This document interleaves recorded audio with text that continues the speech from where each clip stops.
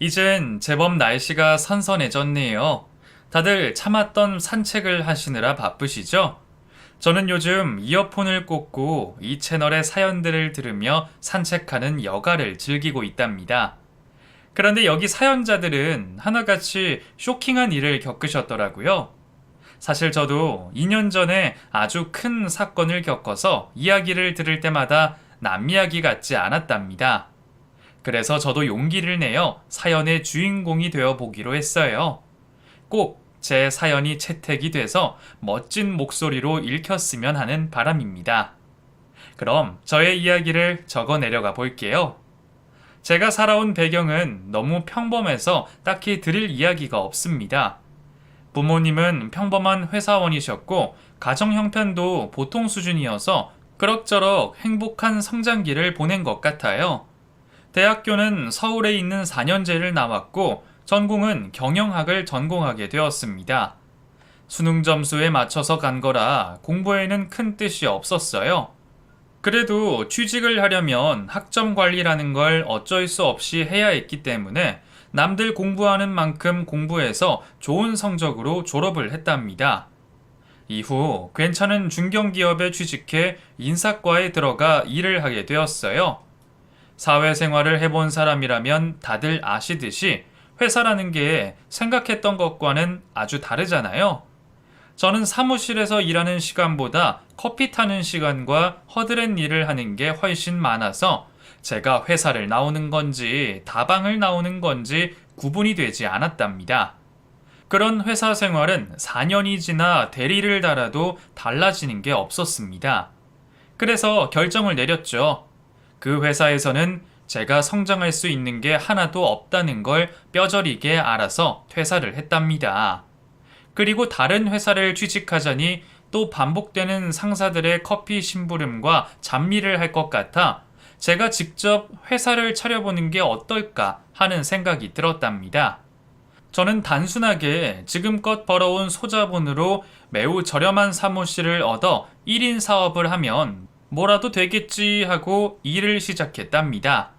회사 생활을 하며 배운 건 없었지만 제가 터득한 건 많아서 어떤 일이든 컴퓨터로 하는 것이면 자신이 있었죠. 그래서 마케팅 회사라고 사업자를 내고 바로 많은 스타트업 회사나 벤처기업에 메일을 보냈습니다. 회사를 널리 알려주겠다고 자신하는 내용을 꽉 채워서 말이죠. 그랬더니 사업을 시작한 지 일주일 만에 할 일이 태산이 되고 말았어요. 덕분에 저는 집으로 퇴근하지 못하고 사무실에서 먹고 자며 돈을 벌었답니다. 그렇게 3년 동안 무식하게 일만 했더니 어느새 사무실은 50평이 넘는 곳으로 마련하게 되었고 직원 수는 20명이 되었답니다. 게다가 법인 사업체로 등록까지 되어서 안정적인 회사가 되었죠. 이 모든 걸 30대 초반에 이룬 제가 대단하고 신기하면서도 한편으로는 제가 기댈 수 있는 사람이 아니라 기대게 해주는 사람이 되어서 고단하고 힘든 삶의 연속이었답니다. 돈은 많이 벌었지만 심신이 지쳐 있어 힐링과 휴식 그리고 위로가 필요해 저와 비슷한 사람들이 모이는 자리에 나가게 되었답니다. 다들 사업하는 오너였고 하루가 빼곡히 채워져 있는 바쁜 사람들이었죠. 그곳에 나가 여러 사업가들을 만나며 어떻게 스트레스를 풀고 휴식을 취하는지 들어보기도 했고 직원들과의 갈등을 어떻게 푸는지에 대해서도 많이 배웠답니다. 공감과 위로가 되는 순간이 많아서 자리에서 일어날 생각을 못하고 있는데 한 사업가가 제 옆으로 다가와 앉았습니다. 반가워요. 여기에 이렇게 젊은 사업가가 나오신 건 처음 보네요. 혹시 금수저세요? 부모님이 주신 사업 자금으로 운영하시는 분인가요?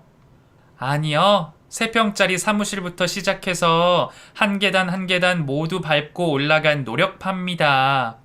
아이쿠, 제가 말실수를 했군요. 외모가 너무 앳되고 예쁘셔서 고생하고는 아주 멀어 보이거든요. 저는 IT 사업을 하고 있는 박준수라고 합니다. 네, 저는 마케팅 사업을 하는 김지혜입니다. 저희는 명함을 주고받고 이야기를 이어갔습니다. 각자 사업에 대한 대화가 주된 이야기였는데 잠시 수다가 멈추자 준수 씨가 생각지도 못한 말을 하더군요. 저 지혜 씨, 우리 여기서 같이 나가면 안 될까요? 뭐 딱딱한 사업가들 틈에 끼어 있으니까 금세 지루하지 않아요? 나랑 데이트를 해줬으면 하는데 물론 내키지 않으시면 거절하셔도 됩니다. 아, 마침 저도 지루해지던 참이에요. 모처럼 데이트하면 재밌을 것 같네요. 나가시죠. 역시 자수성가한 사업가라 쿨하시네. 어디로 갈까요? 뭐 와인바나 맥주 마시러 갈까요? 시원한 맥주가 좋겠어요. 자리를 옮겨 준수 씨와 이야기를 나누는데 말솜씨가 보통 좋은 게 아니었습니다. 누가 봐도 능력 있는 사업가로 보였죠. 게다가 훤칠한 키에 영화배우 뺨치는 얼굴은 제 뺨을 달아오르게 했답니다. 결국 거나하게 취한 저와 준수 씨는 그날 밤 같이 보내게 되었고 연인으로 발전하게 되었습니다. 저희는 각자의 일을 열심히 수행하고 남는 시간에 짤막한 데이트를 하는 것으로 만족해야 했어요. 서로 바쁘니 이해하면서 연애를 했죠. 약 3개월 동안 평범한 연애를 하고 나서 준수 씨에게서 뜻밖의 말을 전해 듣게 되었습니다. 자기야, 우리 결혼하는 게 어때? 뭐? 결혼? 우리 사귄 지 이제 겨우 3개월 됐는데? 그게 어때서? 사랑에 시간이 중요한가? 얼마나 깊은가가 중요하지. 난 지혜 너랑 결혼하면 평생 행복할 거라 확신해. 그리고 널 절대로 놓치고 싶지 않거든. 너무 갑작스러워서 뭐라 말해야 할지 모르겠네. 바로 대답하지 않아도 돼. 생각해보고 결정하면 이야기해줘. 대신 너무 오래 끌지는 마. 준수 씨는 진지하게 이야기를 했고 저는 며칠 동안 결혼에 대해서 깊은 고민을 하게 되었답니다. 2주 정도의 생각을 정리하는데 준수 씨와의 결혼을 긍정적으로 결론을 내리게 되었어요. 그 정도 능력의 인물까지 겸비한 사람이 저를 많이 사랑해주고 있으니 놓치면 안 되겠다 싶었죠.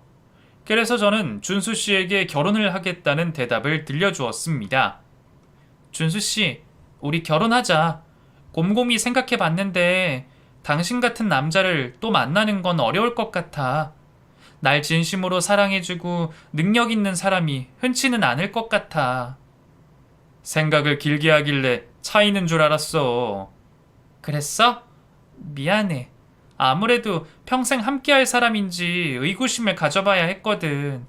자기도 알다시피 우린 사업가잖아. 그래, 뭐 어찌됐든 날 남편으로 받아준다니 너무 영광이고 고맙다. 그럼 우리 바로 결혼 준비를 해볼까? 양가 부모님께 인사부터 드리는 게 어때? 응, 좋아. 안 그래도 우리 부모님께 먼저 말씀드렸어. 내가 결혼한다니까 어떤 남자인지 궁금해 하시더라. 아마 자기 보면 많이 좋아하시고 마음을 놓으실 거야. 그렇게 먼저 친정 부모님께 준수 씨를 인사시켜 드렸더니 매우 좋아하시며 결혼을 허락해 주셨답니다. 반대할 이유가 하나 없는 완벽한 남자였으니 당연한 결과였죠. 그리고 예비 시부모님을 만나 뵙게 되었는데 시댁이 아닌 고급 한식당에서 마주하게 되었습니다. 두 분은 재력가 부부답게 머리부터 발끝까지 비싼 명품들을 휘감고 나오셨어요. 지혜씨, 우리 아들이 청혼했는데 애간장을 심하게 태웠다며? 아, 그게 준수씨가 싫어서가 아니라 저한테 문제가 있어서 생각할 시간을 가진 거예요. 결혼 생활을 제대로 할 자신과 용기가 서지 않아서 고민을 한 거예요. 그런 거라면 충분히 이해하지. 나도 준수 아빠랑 결혼하기 전에 많은 고민들을 했으니까. 그런데 지금 생각해보면 결혼을 참 잘한 것 같아. 아무리 돈이 최우선이 아니지만 돈 문제로 다툴 일이 없으니 수십 년 동안 금실 좋은 부부로 사는 것 같다고. 그러니까 능력 있는 내 아들을 확 잡으라고. 물론 지혜씨 능력이 있긴 하지만 이런 남자 놓치면 나중에 땅을 치고 후회할 거라니까. 그럼요. 저도 잘 알고 있습니다. 준수 씨처럼 완벽한 남자를 두 번 다시 만나기 어렵다는 걸 말이에요. 비록 짧은 연애를 했지만 평생 부부로 살 만큼 깊이 사랑하고 있으니 미래가 기대되고 있다고요. 지혜 씨가 이름대로 지혜롭네. 그럼 우리 아들과 바로 결혼을 하도록 해. 그럼 저를 허락해 주시는 건가요? 당연하지. 우리가 지혜 씨를 반대할 이유가 어딨겠어? 얼굴도 예쁘고 능력도 있고 성격도 좋아 보이는데 말이야. 저는 예비 시부모님을 만난 지 30분 만에 결혼 승낙을 받게 되었습니다. 그런데 예상치 못한 문제가 하나 있다고 말씀하셨습니다. 지혜 씨, 우리가 크게 사업을 하고 있고 아들도 그렇다는 걸 알겠지만 당장 신혼집을 마련할 현금이 없어. 투자할 데가 워낙 많아서 모든 자금을 투자했지. 그렇다고 아들놈의 회사 돈으로 신혼집을 마련하는 건 불법이잖아. 그래서 말인데 지혜 씨가 먼저 신혼집을 마련해주면 안 되겠나? 물론 우리 투자금이 회수되는 대로 자네에게 입금하도록 할게. 사업하는 사람들은 대개 투자를 자주 해서 이런 일이 빈번했기 때문에 이해할 수 있었습니다. 그래서 잠깐의 고민을 하고 대답했어요. 네, 그렇게 할게요. 투자가 우선이니 신경 쓰지 마시고 천천히 돌려주세요. 역시 사업하는 사람들은 말이 통한다니까. 다른 아가씨 같았으면 벌써 사기 결혼이니 뭐니 하며 의심부터 할 텐데 말이야. 그럴 리가요. 준수 씨가 믿을 만한 사람인데 부모님이라고 다르겠어요? 걱정 마시고 바로 상견례를 하도록 하시죠. 그렇게 대화를 잘 풀어 며칠 뒤 상견례를 하게 되었는데 분위기는 매우 좋았답니다. 사돈, 이렇게 예쁘게 키운 딸을 제 아들에게 주신다니 너무 감사합니다. 아니에요. 사돈이야말로 훌륭하게 키운 아드님을 제 딸에게 주셔서 감사할 따름입니다. 서로 인사가 오가자 혼수와 예단 이야기가 오갔는데 시어머니가 예단비를 크게 요구하셨어요. 저희는 아메리칸 스타일이라 예단이니 선물이니 이런 거 필요 없고 예단비나 조금 받았으면 합니다.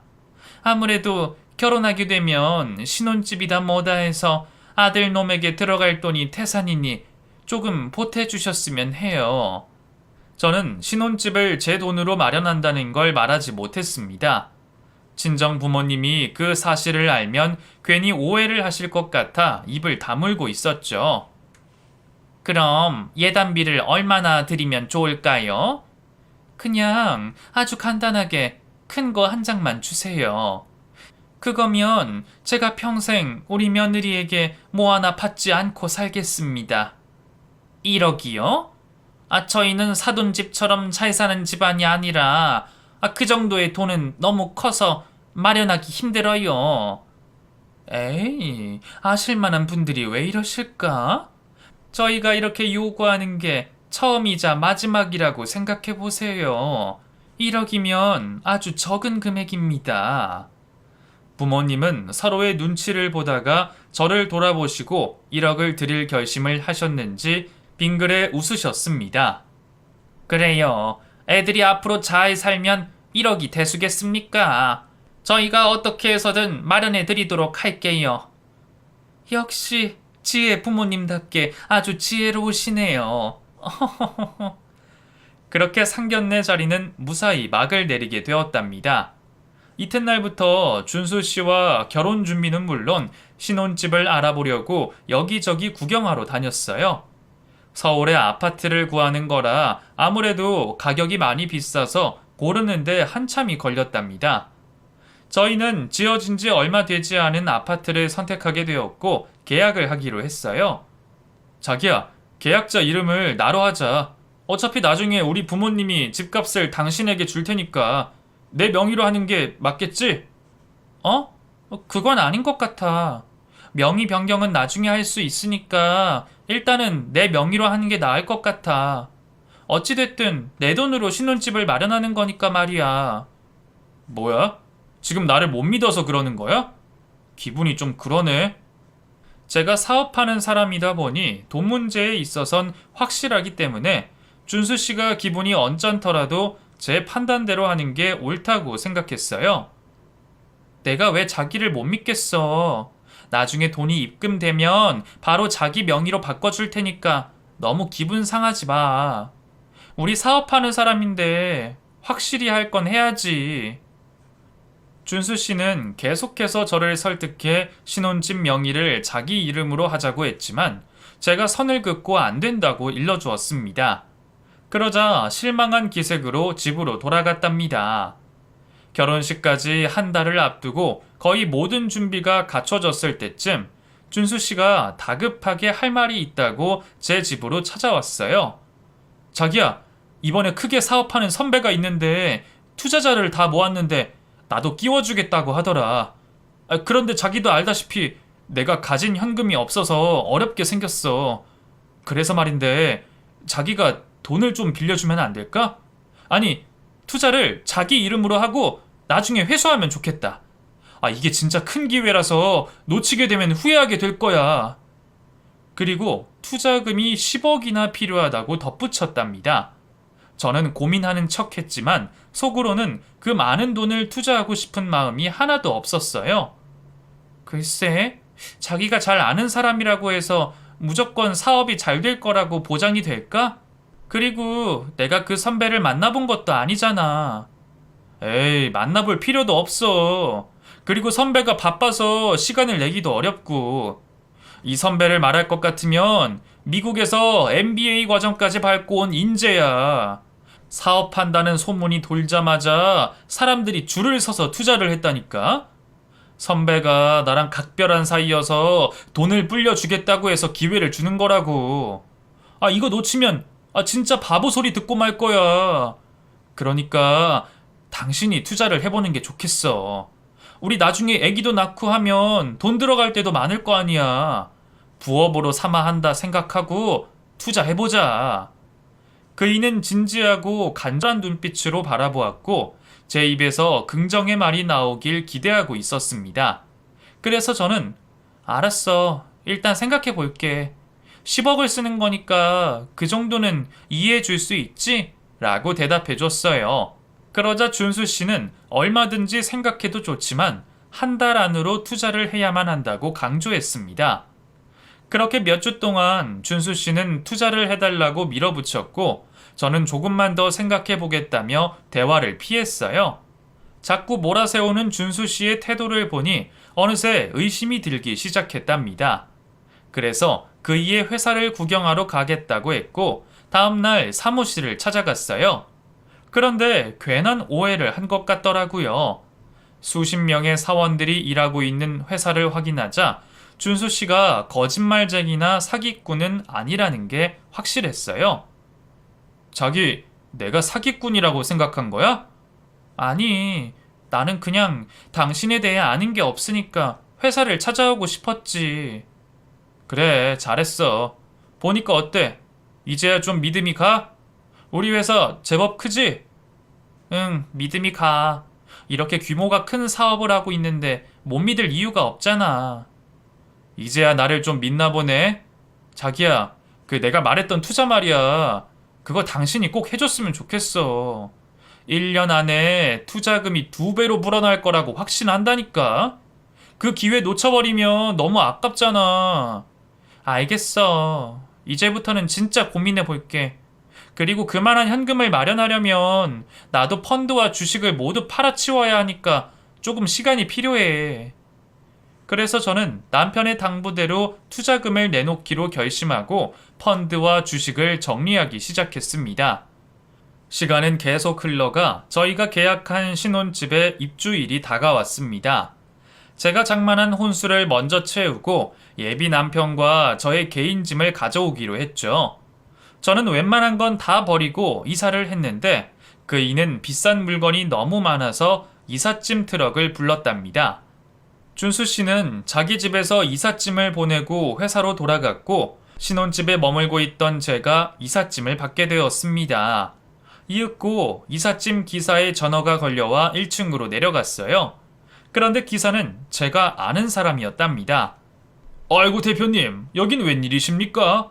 아니, 설마 제가 대표님 댁에 이삿짐을 가지고 온 건가요? 와, 박 기사님, 오랜만이에요. 저희 회사에서 물품 날라주던 때가 엊그제 같은데 벌써 1년은 훌쩍 넘었죠? 그리고 기사님 말씀대로 저희 집으로 들어오는 짐이 맞아요. 사실은 제가 결혼을 하게 됐거든요. 그러자 이삿짐 기사는 축하의 말을 전하면서도 걱정한 기색이 역력한 표정을 지었습니다. 그럼 혹시 아까 그 짐을 가지고 온 집주인과 결혼을 하시는 건가요? 그 키 크고 잘생긴 남자 말이에요. 보셨구나. 그 사람이 제 남편이 될 거예요. 기사님이 보시기엔 어떠셨어요? 괜찮은 사람 같아 보였나요? 그게? 이런 말씀 드려도 될진 모르겠지만, 대표님, 그 남자랑 결혼하지 마세요. 당장 취소하고 도망가시라고요. 그의 눈빛은 진심을 전하는 것 같았습니다. 도대체 무슨 이유로 그런 말을 하는 것인지 당장 알려달라고 말했죠. 기사님, 그게 무슨 말씀이세요? 결혼하지 말고 도망가라뇨. 대표님, 방금 그 집에서 짐을 싣다가 그 남편분이 전화 통화하는 걸 엿듣게 됐어요. 그 남자는 누군지 모를 사람과 통화하고 있었는데 그 통화 내용은 누가 들어도 이상하게 들렸습니다. 그 남자가 전화기에 대고 이렇게 말했어요. 나야. 잘 지내지? 야, 요즘엔 10억짜리 여자 등쳐먹으려고 서울에 와 있어. 아마 일주일 안으로 그 돈 받을 수 있을 것 같아. 그렇다니까. 내가 언제 실패하는 거 봤어? 이번에 그 돈 받으면 제주도로 내려가려고. 거기 가서 휴양 즐기면서 다른 여자 등쳐먹을 궁리나 해야지. 이렇게 통화를 하고 끊었다고요. 분명 사기꾼 같았어요. 에이, 설마요. 그이는 100억 규모의 사업장을 운영하는 사람이에요. 10억짜리 사기친다는 것부터가 말이 안 되는걸요? 뭔가 잘못 들었겠죠. 대표님, 저는 들은 대로 전하는 겁니다. 그리고 그 남자 집에 혼자 있지 않았어요. 그 어떤 여자랑 같이 있었는데 애인 사이처럼 다정하게 있었다니까요. 기사님, 도대체 무슨 소리를 하는 거예요? 혹시 다른 집이랑 착각하신 거 아니에요? 그이가 사기꾼에 다른 여자랑 바람을 피운다니 하나도 믿을 수가 없다고요. 그러고 보니 그 사진을 찍어둔 게 있어요. 그 이삿짐을 실을 때마다 물건 사진을 모두 찍어두는데 그 아까 사진을 찍으면서 그 남자랑 여자의 모습까지 찍힌 사진이 있을 거예요. 이윽고 기사님은 주머니에서 핸드폰을 꺼내 사진첩을 열어서 저에게 보여주었습니다. 그런데 기사님 말처럼 준수 씨가 다른 여자의 어깨에 팔을 감고 있는 사진이 보였답니다. 누가 봐도 애인 사이라는 말이 딱 맞았죠. 이에 저는 이삿짐 센터 기사님의 말을 신용하게 되었고 바로 사진을 전송해 달라고 말했습니다. 대표님, 그럼 이 짐은 어떻게 할까요? 일단 집 안에 넣어주세요. 나머지는 제가 알아서 하도록 할게요. 기사님, 좋은 정보 알려주셔서 감사합니다. 덕분에 큰일을 피할 수 있을 것 같아요. 아닙니다. 제가 대표님 회사에 물품을 나를 때 얼마나 많이 도와주셨습니까? 게다가 이 이삿짐 트럭을 사놓고 일거리가 없는 저에게 많은 사람들을 연결해 주셨잖아요. 제가 도움이 될 일이 있으면 얼마든지 말씀만 해주세요. 저 혹시 흥신소나 심부름센터에 아는 사람 있으세요? 지금 남편이 될 사람을 조사하고 싶어서요. 그거라면 제가 소개해 드릴게요. 저희 사무실 건물에 흥신소를 운영하는 사장이 하나 있는데 그 형사 출신이어서 웬만한 일은 다 해결해 줄 겁니다. 여기 명함이요. 저는 명함을 받자마자 흥신소가 있는 곳으로 향하며 친정 엄마한테 전화를 걸었어요. 엄마, 혹시 시부모님한테 예단 비용 드렸어? 그 1억? 안 그래도 여러 군데 대출을 알아보다가 오늘 은행에 왔다. 다행히 1억까지는 대출이 된다고 하네. 지금 바로 입금하려고. 제가 5분만 늦게 전화했어도 1억을 입금하고 말았을 겁니다. 엄마, 그 돈 입금하지 마. 대출 받지 마. 당장 취소해. 갑자기 왜 그래? 너 무슨 일 있니? 엄마, 아직 밝혀진 건 아무것도 없는데 아무래도 준수 씨가 수상해. 그게 무슨 소리야? 버젓한 사업가가 수상할 일이 뭐가 있다고 그러냐? 그리고 내일 시집 가는 애가 이제 와서 남편이 수상하다는 건 무슨 소리야? 나중에 다 설명할 테니까 절대 시부모님한테 입금하면 안 돼? 내 말 알아듣겠어? 아유, 그래, 알겠어. 그럼 일단 대출 취소하고 집으로 돌아가 있을게.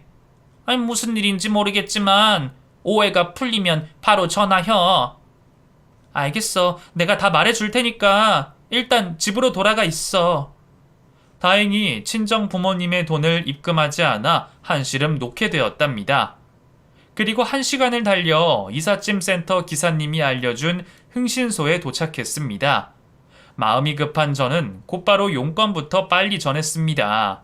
내일이 바로 결혼식이었으니까요. 저는 남편의 사진과 이름, 주민등록번호를 전하고 캘 수 있는 건 모두 캐내달라고 부탁했습니다. 흥신소 사장은 저에게 돈을 받자마자 자리에서 일어나 급하게 움직이기 시작했어요. 하루 안에 많은 걸 알아내야 했으니 그래야만 했죠. 저는 집으로 돌아가 안절부절 못하며 연락을 기다렸지만 아직 준수 씨에 대해 알아내지 못했는지 핸드폰은 조용했답니다. 그렇게 얼마의 시간이 지나자 남편이 신혼집으로 들어왔어요. 그이는 세상 밝은 표정으로 저를 바라보았습니다. 우와, 드디어 우리의 신혼집이 구색을 갖췄네. 너무 예쁘다. 자기랑 나랑 이 집에서 오래오래 행복하게 살았으면 좋겠다. 아직 남편의 실체를 모르지만 웃는 얼굴도 저에겐 무섭게 다가왔습니다. 저는 티를 내지 않으려고 억지 미소를 지으며 마주했답니다. 응, 나도 그랬으면 좋겠어. 우리 이제 진짜 부부가 되는 거네? 아까 자기 이삿짐 다 받아서 서재에 옮겨놨어. 없어진 거 있나 확인해봐. 자기가 알아서 잘 받아줬겠지. 나한테 쓸 곳 없는 짐이 많지? 내가 원래 짐을 잘 버리지 못해. 비싸기도 하고 아까워서 다 가지고 오고 싶더라고. 배고프지? 신혼집에서 처음 먹는 밥이 어떨지 궁금하지 않아? 조금만 기다려. 내가 맛있게 차려줄게. 주방으로 들어가 요리를 하면서도 핸드폰이 울리는지 1분에 한 번씩 확인을 했는데 여전히 아무런 소식이 없더군요. 떨리는 두 손으로 음식을 어떻게 했는지도 모르게 끝내고 식탁 위에 음식을 올리고 준수 씨를 불렀답니다. 이야, 냄새 죽인다. 자기 된장찌개를 이렇게 잘 끓였어? 나 진짜 장가 잘 오는 것 같다. 퇴근하고 돌아오면 이 냄새 맡으면서 살면 소원이 없겠다. 그렇게 좋아? 자주 해줄 테니까 어서 먹어. 자기는 안 먹어? 나는 아까 짜장면을 먹은 게 소화가 안 됐나 봐. 속이 더부룩하네. 자기 앞에 앉아 있을 테니까 맛있게 먹어. 그이는 밥을 몇 숟갈 뜨더니 감탄사를 자아내며 제 음식을 칭찬했습니다. 그리고 밥을 다 비워냈을 때쯤 말을 꺼내더라고요. 자기야, 우리 내일 결혼식인데 너무 떨린다. 그치? 많이 떨리네. 그래서 소화가 안 되는 건가? 으이구, 내일 주인공이 될 신부가 이렇게 긴장해서 어떡해. 긴장 풀어, 자기야. 그리고 생각 다 했어? 내 선배 사업에 투자자가 되는 거 말이야. 아까 선배한테 전화가 왔는데 오늘 중으로 결정하고 투자금을 유치해줬으면 좋겠다는데 내일 되면 다른 사람한테 자리를 빼앗길 거라는 소리도 하더라. 그랬어? 주식이랑 펀드는 다 정리해서 현금으로 만들어 놨는데 아직 확신이 서질 않네. 아무래도. 제가 부정의 말을 하자 준수 씨가 버럭 화를 냈습니다. 뭐? 아니, 이제 와서 그런 소리를 하면 어떡해? 내가 선배한테 계속 기다려달라고 부탁까지 해놓은 상태인데 이제 와서 투자를 안 하겠다니? 당신 지금 나랑 장난해? 자기야, 왜 이렇게 화를 내? 무서우니까 그러지 마. 알았어. 내가 잠시 흥분해서 그런 것 같다. 여하튼 우리 미래를 위해 그 정도 투자를 아끼는 건 말이 안 돼. 지금 현금으로 다 만들어 놨다며. 고민하지 말고 나 믿고 투자해줘. 만약 잘못되면 내가 다 보상해 줄 테니까. 응? 저는 아직 예비 남편에 대한 진실을 아무것도 모르는 상황이라 흥신소 사장의 연락만을 기다리고 있었습니다. 그런데 때마침 핸드폰 진동이 울리기 시작했어요. 흥신소 사장이었죠. 자기야, 잠깐 화장실 좀 다녀올게. 투자 이야기는 조금 이따가 이어서 하자. 알겠어, 빨리 다녀와. 오늘 중으로 결정을 해야 하니까 말이야. 저는 곧장 화장실에 들어가 문을 잠그고 작은 목소리로 전화를 받았습니다. 여보세요? 흥신소 사장님? 네, 김지혜 씨. 그 의뢰하신 배우자의 조사를 마치고 연락을 드리는 겁니다. 일단 마음의 준비를 하시고 들어주시길 바랍니다.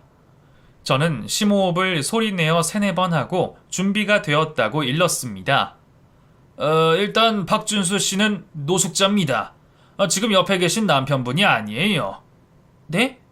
그게 무슨 말씀이에요? 노숙자라뇨? 그게 그 신분을 도용했다는 말입니다. 그 신분뿐만 아니라 통장도 노숙자 명의로 만들어서 쓰고 있어요. 남편분의 본명은 김현태고 사기 전과 사범인 범죄자입니다. 저는 소스라치게 놀라며 핸드폰을 떨어뜨리고 말았습니다. 떨리는 두 손으로 다시 핸드폰을 주워들자 흥신소 사장이 괜찮으냐고 묻더니 놀랄만한 이야기는 지금부터가 시작이라고 말했습니다. 지금 옆에 있는 김현태는 수배 중인 놈입니다. 그 현상금이 걸린 사기꾼이라는 거죠. 돈 많고 능력 있는 여자들에게 100억대 사업가로 속여 접근해서 투자금을 받고 튀거나 신혼집을 여자 돈으로 마련한 다음 팔아치우고 나르는 수법으로 사기를 치는 질 나쁜 사기꾼입니다. 그 피해자가 한 트럭은 될 거라고요. 사장님, 제가 지난번에 남편 사업장을 찾아가서 본 건 뭐였죠? 그것도 사기인가요? 그 잘은 모르지만 사기꾼들이 사무실을 보여줄 때마다 엑스트라 보조 알바들을 써요. 그 건물은 한 달 계약해서 푼돈만 나가는 거죠. 그런 식으로 사람 눈 뒤집게 하는 사기꾼들이 한둘이 아닙니다. 김지혜 씨가 완전히 속으신 거라고요. 그제야 준수 씨와 시부모님이 왜 저에게 신혼집을 마련하라고 한지 이해가 되었어요. 게다가 신혼집 명의를 자기 이름으로 하려는 준수 씨의 계략을 알게 되었죠. 또 사업장 역시 모두 가짜라는 걸 알게 되었고요. 저에게 신혼집 명의를 가져가려다가 실패한 그이가 투자금 명목으로 10억을 달라는 것도 모두 이해되었답니다. 무엇이 되었든 저에게 10억을 뽑아먹고 토낄 생각이었던 거죠. 저는 심호흡을 다시 3차례 하고 흥신소 사장에게 말했습니다. 제 남편이 수배자라면 왜 여태껏 잡히지 않은 거죠? 거리를 활보하고 다니면서 한 번도 의심을 받은 적이 없다고요. 그게 그 수배가 뜨자마자 성형수술을 했더라고요. 그래서 경찰들이 김현태를 알아보지 못한 거죠. 그 제가 현상수배 포스터를 사진 파일로 보내드릴 테니 확인하세요. 잠시 후 카톡으로 온 수배범의 사진은 낯설었습니다. 제 남편과 오묘하게 닮은 것 같으면서도 완전 다른 사람 같았죠. 이봐요, 김지혜 씨. 이제 어떻게 하실 건가요? 나는 의뢰인인 당신의 말을 따라야 하니 결정은 당신이 해야 합니다. 머릿속이 복잡하긴 했지만 당장 경찰을 불러야 한다는 건 분명히 알 수 있었습니다. 경찰 불러주세요. 당장요. 그럼 김지혜 씨는 어떻게 하실 거죠? 빠져나올 수 있겠어요? 네, 방법이 있습니다. 전화를 끊고 식탁에 앉아있는 남편에게 다가가 아무 일도 없던 것처럼 행동했습니다. 그이는 여전히 투자금 이야기를 실컷 떠들어대기 시작했어요. 자기야, 오늘이 마지막이라고. 이 기회 날리면 진짜 후회하는 거라고. 알겠어. 투자하도록 할게. 그런데 투자금은 어떻게 줘야 하지? 내가 당신 선배를 만나본 적도 없는데 말이야. 진짜?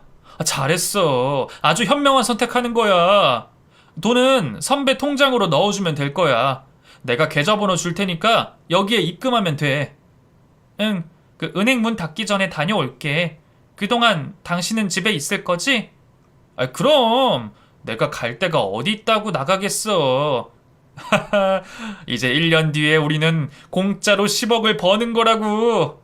자, 어서 다녀와. 저는 옷을 대충 걸치고 현관을 나섰습니다. 1층으로 내려가자 흥신소 사장이 기다리고 있었어요. 잘 빠져나오셨네요. 걱정이 돼서 달려왔는데 다행입니다. 지금 제 후배 형사들이 오고 있으니까 조금만 기다려 보시죠. 정말 제 남편들 놈이 악질 사기꾼이 분명한가요? 네, 유감스럽게도 분명합니다. 여기서 끝나는 걸 다행으로 아세요. 이윽고 승합차 한 대가 아파트 단지에 들어섰고 그 안에서 덩치가 큰 형사 4명이 내렸습니다. 그리고 저에게 남편이 있는 호수가 어떻게 되냐고 물어서 알려주었죠. 한참의 시간이 지난 뒤에야 1층에 남편 모습이 드러났습니다. 그이는 뒷짐을 진 채 수갑을 차고 나오더군요. 야, 김지혜! 네가 감히 나를 신고해? 멍청한 계집인 줄 알았는데 뒤에서 호박씨 까는 여우였구만. 당신 진짜 사기꾼이었구나. 나한테 돈을 뜯어가려고 접근한 거였어. 그뿐만 아니라 당신한테는 애인도 있다던데 내 말이 맞지? 그래, 맞다. 네 덕분에 내 애인도 지금 쇠고랑을 차고 경찰서로 가고 있댄다. 알고 보니 준수 씨의 애인도 남자의 등을 쳐먹는 사기꾼이었답니다. 둘은 서울에서 한탕하고 제주도로 가서 잠수를 타기로 했답니다. 손발이 척척 맞는 커플 사기꾼이었던 거죠. 저는 너무 기가 막혀서 말문을 열지 못하는데 준수 씨가 저에게 욕을 퍼붓더라고요. 야, 이년아, 네가 내 인생을 아작냈어. 신분 세탁에 성형수술까지 해서 잘 돼가고 있었는데 너 하나 때문에 망쳐버렸다고.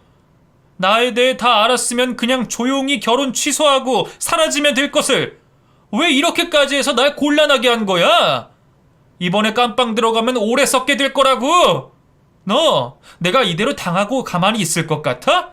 내 후배들 시켜서 널 부숴버릴 거야. 잘근잘근 씹어주겠어. 그러자 형사 하나가 걱정 마세요. 이런 사기꾼은 원래 입만 살았어요. 아무 짓도 못할 겁니다. 그리고 저희가 한동안 김지혜 씨를 보호해 드릴 거예요. 그러니까 이 자식이 하는 말은 한 귀로 흘리세요. 라고 말하더군요. 저는 이대로 멀어져가는 예비 남편을 보다가 가만히 있으면 안 될 것 같아 뒤를 따라 달려갔습니다. 그리고 그 자식의 뒤통수를 사정없이 갈겼어요. 이 나쁜 자식, 개자식, 호루새끼, 똥물에 튀겨 죽일 놈, 애미애비 출타한 상놈의 자식아! 제 입에서 튀어나오는 욕설에 형사들이 모두 놀란 표정을 띄었고 예비 남편 역시 겁에 질린 표정을 지었습니다. 형사들은 제가 그 자식의 뒤통수를 사정없이 갈기는데 말리지 않았어요. 제 덕에 수배범을 잡아서 그런 건지 얼마든지 때리라고 문을 열어주는 것 같았답니다. 저는 제 손바닥이 아플 때까지 그 자식의 뒤통수를 연이어 갈겼고 그동안 살면서 못해봤던 욕이란 욕은 모두 퍼부어 버렸습니다.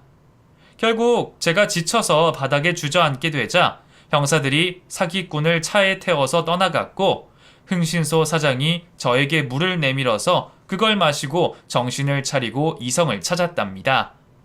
그로부터 몇 주가 흐르고 법원에 증인으로 참석하게 되었어요. 남편이 될 뻔한 놈과 그의 애인이 죄수복을 입고 있었는데 아주 잘 어울리는 한 쌍처럼 느껴졌답니다. 준수 씨는 저를 강하게 노려보고 있었고 그의 애인 역시 경고의 말이라도 하려는 듯한 표정을 지었어요. 그리고 가짜 시부모님도 그 뒤에 죄수복을 입고 있었습니다. 준수 씨가 돈으로 매수한 사람들이긴 하지만 똑같이 사기를 저지르려고 했으니 법의 심판을 받게 되었죠. 저는 판사님께 어떻게 이 자리까지 나오게 되었는지 세세하게 설명했습니다. 그러자 저에게 대단한 일을 해낸 거라며 고맙다는 인사를 하고 두 사기꾼에게 징역 10년을 선고했답니다. 그리고 저는 사기꾼을 신고해서 현상금을 두둑히 받게 되었네요. 거기서 빠져나오자 온몸에 힘이 풀리며 모든 게 꿈처럼 느껴졌어요. 평범하게 살았던 저에게 이런 무시무시한 사기꾼을 만났으니 그럴만도 했죠. 게다가 제 자신이 얼마나 헛똑똑한지 깨달으며 집으로 돌아갔답니다. 다시 일상으로 돌아가 제 사업장을 운영하는 데에만 신경 쓰며 지내는데 많이 버거웠어요. 인생에 늘 오르막을 보며 뛰어오르던 저에게 큰 위기를 겪을 뻔한 게 자꾸 생각나서 그랬죠.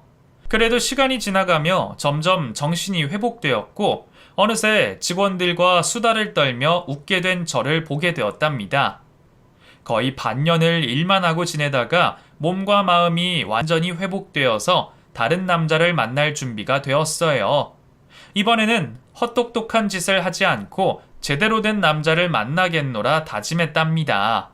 그래서 만나게 된 남자는 이삿짐 센터 기사님이 소개해준 사업가였어요. 남자는 남자가 보는 게 정확하다며 좋은 남자가 있다며 소개해준다는 말씀을 여러 번 해준 기사님의 말을 듣고 소개를 받았죠. 저는 과거와 같은 실수를 하지 않기 위해 흥신소 사장님한테 소개팅남의 신원을 확인했답니다. 다행히 신분 세탁을 하지도 않았고 성형수술도 하지 않았어요.